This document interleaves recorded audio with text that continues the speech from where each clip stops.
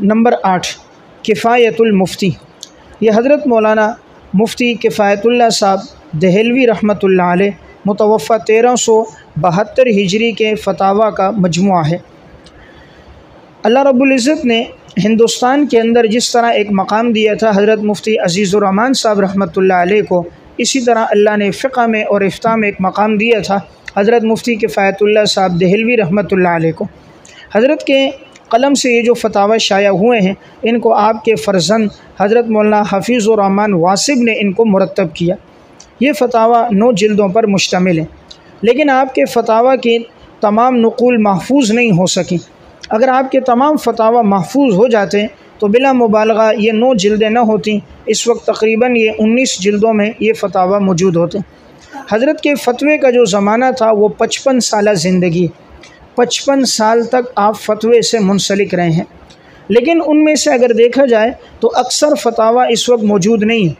اس لیے حضرت کے خود مرتب فتاویٰ لکھتے بھی ہیں کہ 1316 ہجری بمطابق 1898 عیسوی میں فتویٰ لکھنا شروع کیا، اور 1321 ہجری بمطابق 1903 عیسوی میں دہلی میں تشریف لائے، لیکن مدرسہ امینیہ میں نقول فتاویٰ کا سب سے پہلا رجسٹر جو ہے وہ ربیع الاول 1352 ہجری سے شروع ہوتا ہے، یعنی 36 برس بعد فتویٰ لکھنے کے بعد نقل فتاویٰ کا انتظام ہوا، مگر یہ انتظام بھی ناکافی اور ناقص تھا۔ یعنی فتوے کے 36 سال گزر چکے تھے، گویا 36 سال کے فتاویٰ آپ کے محفوظ نہیں ہوئے۔ جس طرح حضرت مفتی عزیز الرحمان صاحب کے 18 سال کے ابتدائی فتاویٰ محفوظ نہیں ہوئے، اس طرح حضرت کے 36 سال کے فتاویٰ محفوظ نہیں ہوئے۔ پھر 1352 ہجری کے بعد کے فتاویٰ محفوظ ہیں۔ اب 1372 میں تو انتقال ہو گیا، تو 52 سے 72 تقریباً 20 سال بنتے ہیں، تو یہ گویا 20 سال کے فتاویٰ محفوظ ہو گئے، اور تقریباً 36 سال کے فتاویٰ آپ کے محفوظ نہیں ہوئے۔ لیکن ان فتاویٰ کے ساتھ ساتھ آپ کی دیگر علمی اور سیاسی مصروفیات بھی آپ کی تھیں۔ اس وقت آپ مدرسہ امینیہ کے جہاں محتمم تھے، صدر مفتی تھے، اسی کے ساتھ جمعیت علماء ہند کے دارالافتاء کے صدر مفتی بھی تھے۔ سے روزہ الجمعیت میں حوادث اور احکام کے عنوان سے بھی آپ کے فتاویٰ شائع ہوتے تھے، مگر الجمعیت کے ریکارڈ میں بھی آپ کے فتاویٰ محفوظ نہیں ہو سکے، اس لیے وہاں بھی محفوظ نہ رہے۔ سے روزہ الجمعیت میں جو چھپتے تھے وہ بھی محفوظ نہ ہو سکے، صرف یہ آخری 20 سال کے فتاویٰ محفوظ ہوئے۔ بہرحال یہ جو فتاویٰ ہے کفایت المفتی کے نام سے، اس میں کل 4502 فتاویٰ پر یہ مشتمل ہے۔ اس فتوے کی ایک اہم خصوصیت یہ ہے کہ اس میں جواب عین سوال کے مطابق ہوتا ہے، جواب نہایت عام فہم ہوتا ہے، اس میں بے جا طوالت، فنی اصطلاحات اور پیچیدگیوں سے گریز کیا گیا، اور اس فتوے میں مسائل کا نام، تاریخ اور جگہ کی صراحت بھی ہے، جس سے معلوم ہوتا ہے یہ سوال کس دور میں، کس جگہ میں اور کن حالات میں کیا گیا، تو معلوم ہوتا ہے اس دور کے حالات کیا تھے کہ یہ جواب اس کے مطابق دیا گیا۔ اس سے فتوے کے جدید مسائل کے سمجھنے میں بڑی سہولت ہو جاتی ہے۔ اب یہ فتاویٰ بڑے مفید تھے، لیکن اب تک ان پر کوئی علمی تحقیق، تخریج، تبویب اور اس پر کوئی علمی خدمت نہیں ہوئی تھی، تو حضرت شیخ الحدیث حضرت مولانا سلیم اللہ خان صاحب نور اللہ مرقدہ، حضرت کی رائے یہ تھی کہ ان 2 فتاویٰ پر تعلیق اور تحقیق کی جائے، ایک فتاویٰ محمودیہ اور دوسرا کفایت المفتی۔ تو حضرت نے جامع فاروقیہ میں دارالافتاء کے سے جو حضرات منسلک تھے ان کے ذمہ یہ خدمت لگائی کہ طلبہ اکرام سے ان فتاویٰ کی تخریج کی جائے، اور اس پر اہل علم کی ایک جماعت کو بھی مقرر کیا تاکہ وہ ان پہ غور و فکر بھی کرتے اور اس تصحیح کو دیکھتے بھی، جہاں مشکل الفاظ آتے ان مشکل الفاظ کو دور کیا۔ اس لیے بسا اوقات اس میں اردو کے مشکل الفاظ تھے، کہیں پر فارسی کا کوئی لفظ تھا تو اس کا متبادل آسان لفظ لایا، کہیں حدیث تھی تو نیچے تخریج کر دی، کہیں ایک حوالہ تھا تو عموماً 3 حوالے ذکر کر دیے، اور عبارات میں بھی تصحیح کا اہتمام رکھا گیا، اور جلد صفحہ اور ناشر کے ساتھ مکمل حوالہ لکھ دیا۔ اس لیے اب یہ دونوں فتاویٰ نہایت ہی تعلیق اور تحقیق کے ساتھ طبع ہو کر آ گئے۔ اب اہل علم کے لیے اس میں بڑا فائدہ ہے۔ فتاویٰ محمودیہ میں اور نمبر 2 کفایت المفتی میں ہر مسئلے کی تخریج میں کم از کم 3 حوالے دیے گئے، امہات کتب کی طرف مراجعت کر کے مکمل عبارت بھی نقل کی گئی ہے، قدیم نسخوں کے ساتھ موازنہ بھی کیا گیا ہے، اثر نو ترتیب کا بھی اہتمام کیا ہے، اردو کے قلیل الاستعمال الفاظ ہندی اور فارسی کے الفاظ کی جگہ دوسرے الفاظ ذکر کیے گئے ہیں، اس لیے اب یہ موجودہ نسخہ 14 جلدوں پر مشتمل ہے جو نہایت افادیت کا حامل ہے۔ تو بہرحال اب اگر کوئی پڑھنا چاہے تو بہتر ہے وہ نسخہ پڑھے جو تخریج کے ساتھ ہیں، تو اس سے اس کو فائدہ زیادہ ہوگا۔ نمبر پڑھ لیتے ہیں۔ نمبر 9 امداد الاحکام۔ یہ محقق العصر حضرت مولانا ظفر احمد عثمانی صاحب رحمۃ اللہ علیہ متوفہ 1394 ہجری کے اور حضرت مولانا مفتی عبد الکریم صاحب متوفہ 1368 ہجری کے فتاویٰ پر مشتمل ہے۔ یہ ان دونوں حضرات کا مجموعی طور پر یہ فتاویٰ ہے۔ ان میں 2171 یہ فتاویٰ ہیں۔ اس میں سے حضرت مولانا مفتی عبد الکریم صاحب کے فتاویٰ کی تعداد 501 بنتی ہے۔ اس کے علاوہ بقیہ جتنے فتاویٰ ہیں وہ حضرت مولانا ظفر احمد عثمانی رحمۃ اللہ علیہ کے تحریر کردہ ہیں۔ ہاں بعض فتاویٰ حضرت حکیم الامت مولانا اشرف علی تھانوی صاحب رحمۃ اللہ علیہ کے تحریر کردہ بھی ہیں۔ علامہ ظفر احمد عثمانی رحمہ اللہ نے فتاویٰ کا آغاز کیا تھا 1340 ہجری میں، اور پھر 1358 ہجری تک آپ اس کے ساتھ منسلک رہے۔ گویا آپ کے فتوے کا دور رہا ہے 18 سال کا۔ 18 سال تک آپ فتوے کے ساتھ منسلک رہے ہیں، اور حضرت مفتی عبد الکریم صاحب رحمۃ اللہ علیہ 1343 ہجری سے لے کر 1355 ہجری تک گویا آپ کے جو فتاویٰ کا عرصہ تھا وہ کل 12 سال تھا، یعنی 12 سال آپ کا تھا اور 18 سال علامہ ظفر احمد عثمانی رحمۃ اللہ علیہ کا تھا۔ تو زیادہ تر فتاویٰ اس میں علامہ ظفر احمد عثمانی رحمۃ اللہ علیہ کے۔ علامہ ظفر احمد عثمانی رحمہ اللہ اپنے دور کے علم حدیث اور رجال کے بڑے متبحر عالم گزرے ہیں، جس کی زندہ اور جاوید مثال ان کی کتاب اعلاء السنن ہے، جو اس وقت 22 جلدوں میں طبع ہے، جس میں فقہ حنفی کے نقلی دلائل یعنی احادیث اور آثار کو محدثانہ مباحث کے ساتھ نہایت تحقیق اور تدقیق اور محنت شاقہ کے ساتھ اس کو جمع کیا ہے۔ اعلاء السنن 20 سال کے عرصے میں لکھی گئی۔ اس سے اندازہ کریں کتنی محنت کے ساتھ یہ کتاب لکھی گئی۔ 20 سال مسلسل، یعنی انہوں نے جہد مسلسل کے ساتھ اور بڑی عرقریزی کے ساتھ اس کتاب کو لکھا۔ راویوں کے حالات بھی لکھے، احادیث اور روایات احناف نے جس سے استدلال کیا اسے بھی جمع کیا، اور فریق مخالف کی روایات اور آثار کے جوابات بھی دیے، فقہ حنفی کی وجہ ترجیحات بھی لکھی۔ اس لیے جو لوگ یہ کہتے ہیں کہ احناف کے پاس روایات اور آثار نہیں ہیں، اس کتاب کے مطالعے کے بعد انہیں معلوم ہوگا کہ احناف اگر کوئی بات کہتے ہیں تو ان کی پشت پر احادیث اور آثار کا ایک بہت بڑا ذخیرہ ہوتا ہے۔ انہوں نے محض اپنی رائے سے کوئی بات نہیں کی ہوتی، بلکہ شریعت کے اصول و ضوابط کو سامنے رکھ کر وہ بات کہتے ہیں۔ اس لیے اگر کوئی ساتھی حدیث پڑھائے تو اس کو اپنے مطالعے میں رکھیں۔ کتاب الطہارت ہے تو طہارت میں انہی احادیث کی تشریح اس میں پڑھے۔ کتاب الصلاۃ پڑھا رہا ہے، کتاب الزکوٰۃ کو اگر ایک آدمی پڑھا رہا ہے اسے مطالعے میں رکھے، یا اسی طرح کوئی ہدایہ پڑھا رہا ہے تو ہدایہ کے اندر عموماً احادیث آتی ہیں۔ بسا اوقات آدمی حافظ ابن حجر رحمۃ اللہ علیہ کی الدرایہ کو دیکھ لیتا ہے کہ یہ روایت مجھے نہیں ملی، تو آپ اگر اعلاء السنن میں دیکھ لیں گے تو آپ کو وہ روایت کے اس کے ہم معنی یا قریب الفاظ یا دیگر الفاظ کے ساتھ روایات اور آثار مل جائیں گے۔ اس لیے ہدایہ پڑھاتے وقت اعلاء السنن کو اور حدیث کی فقہی مباحث پڑھاتے وقت اگر اسے مطالعے میں رکھیں گے تو انشاءاللہ امید ہے اس سے فائدہ زیادہ ہوگا۔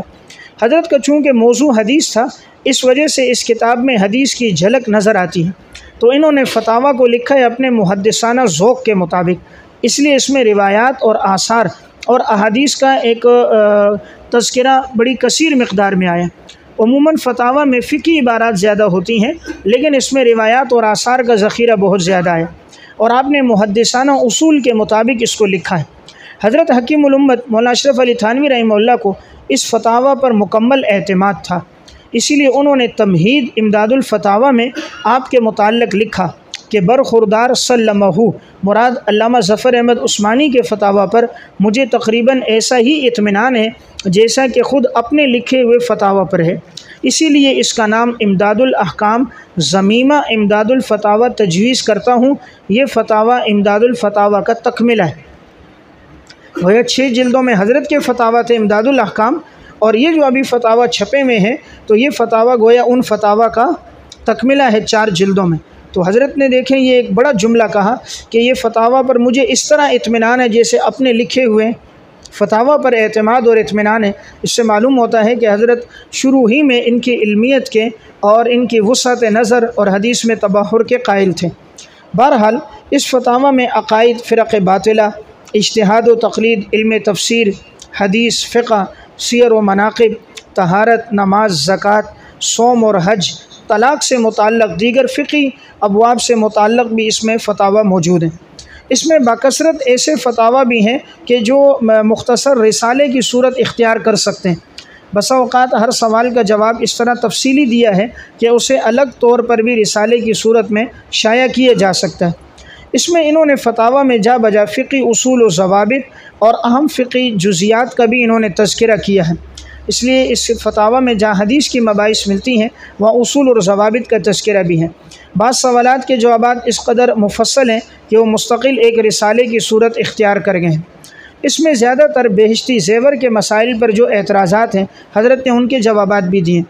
اس دور میں اگر اس کتاب پر کوئی اشکالات کیے گئے تو وہ اشکالات جب آتے تھے تو حضرت ان کے حوالے کر دیتے، تو علامہ ظفر احمد عثمانی رحمہ اللہ ان کے جوابات بھی دیتے۔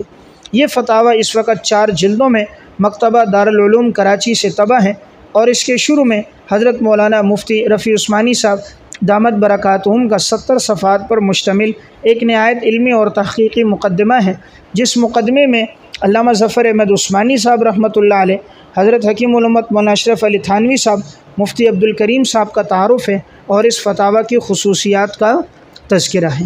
اس لیے اگر ممکن ہو آدمی امداد الفتاویٰ کے ساتھ ساتھ اس فتوے کو اپنے مطالعے میں رکھے۔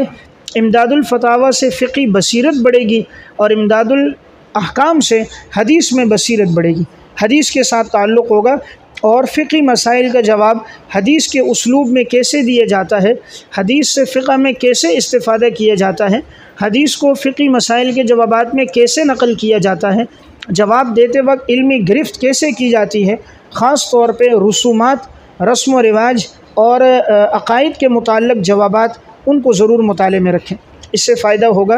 اس لیے اس کی ابتدائی جلدیں بڑی ہی مفید ہیں۔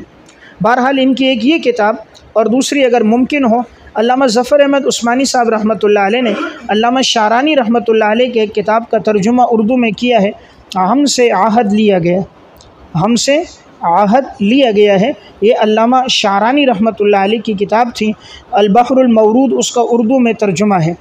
ادارہ اسلامیات لاہور سے طبع ہے۔ علماء کے پڑھنے کی کتاب ہے کہ علماء سے کیا عہد لیے گئے، یعنی ایک عالم اپنی زندگی کیسے گزارے، ایک عالم کی زندگی میں کیا اوصاف ہونے چاہیے۔ ایک علامہ شعرانی کی یہ کتاب جس کا ترجمہ حضرت نے کیا، اس طرح ان کی ایک دوسری کتاب ہے تنبیہ المغترین، تنبیہ المغترین، دھوکے میں پڑے ہوئے آدمی کے لیے تنبیہ، اس کا اردو میں ترجمہ ہے اخلاق سلف، اخلاق سلف کے نام سے، اور یہ ترجمہ مکتبہ لدھیانوی سے طبع ہو گیا، اور یہ بھی بہت مفید ہے کہ اس میں علماء کے اخلاق کیا ہونے چاہیے، یعنی وہ کیسی زندگی گزاریں، ہر ایک عنوان دیا ہے۔ علماء کی دنیا سے بے رغبتی ہو، آخرت سے کیسا تعلق ہو، مطالعے کے اندر کتنی وسعت ہو، معمولات اور اذکار کا کیسے اہتمام ہو، اپنے دور کے اسلاف اور مشائخ سے استفادہ کیسے ہو، گھریلو زندگی اور معاشرتی زندگی کیسی ہو۔